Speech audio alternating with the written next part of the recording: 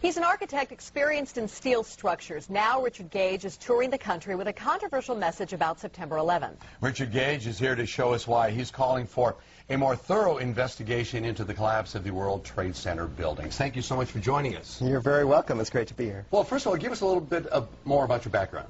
Well, I'm an architect of 20 years, a member of the American Institute of Architects, and have been studying steel-framed, fireproof buildings for about that long. We ask that for clarification because as we get into this, we want people to make sure that you're not just somebody with a wacky idea. Right. Okay? You come with some science to you. What is the official reason for the collapse of the World Trade Center towers? Well, we're told that the planes hit the buildings, and there was an explosion and a fire, and about an hour and a half later, in the case of the North Tower, the buildings collapsed due to structural weakening due to the fires. The problem is that we don't have large gradual deformations associated with collapses, and fires in high-rises have never brought down a steel frame high-rise building at all, ever. And what we have, unfortunately, is the evidence in the Twin Towers and the third skyscraper to collapse that day, which most people don't know anything about it. We have the evidence of the 10 key features of controlled demolition. In the case of Building 7, it collapses straight down into its own footprint at free fall speed in the first 100 feet. It's dropping, as you can see, symmetrically, smoothly, at free fall speed in the first 100 feet, 2.5 seconds.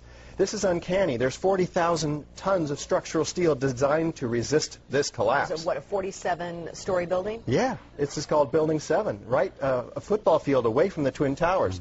Okay, so what we're showing is left what happened. In fact, right is a controlled where you are using, or the people who made this happen, used demolition. Indeed, and this is a direct comparison. And you can see that, indeed, almost free fall speed, free fall acceleration through 40,000 tons of structural steel. That is uncanny. So we have 700 architects and engineers demanding a new investigation as a result of this evidence and the evidence in the World Trade Center. That is very explosive. Almost every architect and engineer we show this information to agrees with us that these are controlled demolitions. If we can get them to look at the information, because obviously the implications of a controlled demolition are dark for our country, because that means somebody besides Al-Qaeda was involved, because these have to be easily 3 of the most highly secure buildings outside the Pentagon. Now, if that was a controlled demolition, would there not be any evidence at the ground level of explosives within the building itself, that's the debris that's left? Indeed, and what we find down there is pools of molten iron. What does that mean? Several tons. Exactly. What is that doing there? The first responders see it, the structural engineers see it. It's documented by FEMA, the melting of steel. Normal office fires is what's supposed to have brought these buildings down, along with jet plane impacts. But jet fuel and office fires don't produce molten iron or molten steel. It doesn't begin to melt until 3,000 degrees. But what we have is the fires only produce maybe 1,600 degrees. So what produced all that molten iron? Well, it has in it the chemical evidence of a special incendiary, which is thermite, a high-tech incendiary used to cut through steel like a hot knife through butter. Indeed, in all of the dust throughout lower Manhattan, we have a 4 to 6 inch thick layer of this dust, and throughout it we have evidence of tiny spheres, billions of them, several tons of previously molten iron. Well, how does that happen?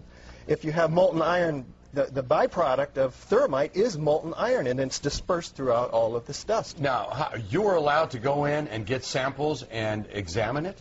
Oh, there's plenty of dust. A lot of people have this dust, and 4 of these samples have been sent to physicist Stephen Jones, formerly of Brigham Young University. And they find in it not only these spheres, which others have found too, USGS, R.J. Lee, doing toxicological studies. These spheres have iron, aluminum, fluorine, manganese, very unusual elements associated only with thermite. And there's small chips of unignited thermite as well. This is very high-tech thermite, nano-thermite. It's not found in a cave in Afghanistan. It's produced in very sophisticated Defense Department contracting laboratories. Okay, well, we have an enemy here. That the finger has been pointed to, that this was the work of Al-Qaeda. This was the work of Osama bin Laden, at least to get the planes all going into the buildings and into the field in Pennsylvania and into the Pentagon. Is there no way that they then could still be the enemy that placed those in the buildings first and then did the incendiary device via a plane second? Right.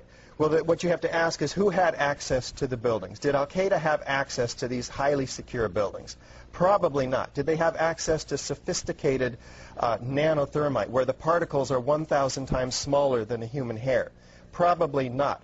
Somebody else has to be investigated, and that's why we have 700 architects and engineers demanding a real investigation. We don't have the whole theory as to how this happened, who did it, why. We just lay out the facts like we did last night in the Veterans Memorial Auditorium, and we demand a real investigation, and they'll find out who, why, how, etc. Okay. Then let me ask you, I'm person X. I want to place something in one of those buildings. Where would I carry it? How big would it be? Is it that visible that I would be spotted by security? Or could I place it in one of my tooth fillings? Yeah. We're talking about several tons of nano-thermite and ordinary thermite. One would have to have access through security. So the security company involved for the World Trade Center should be thoroughly investigated. And it turns out to be Securicom, Stratosec. Somebody should look and see who's on the board of those companies. Some very interesting individuals turn out to be. In addition, one would have to have the cover of, say, an elevator modernization, which was, in fact, going on 9 months prior to 9/11, so that there were workers throughout the World Trade Center that had access to the hoistway, which is immediately adjacent to the core columns and beams in the building. You're not trying to freak out the country, but you can't help but feel a little freaked out by this. Yeah, you're getting it. Yeah. And, of course, this is something we want to talk with you about a whole lot more, and we're out of time. But we do have a great deal of information on our website, KMPH.com. Thank you very much for your time today. You're so welcome. Thank you for opening up a lot to think about. We'll be right back. Freedom is the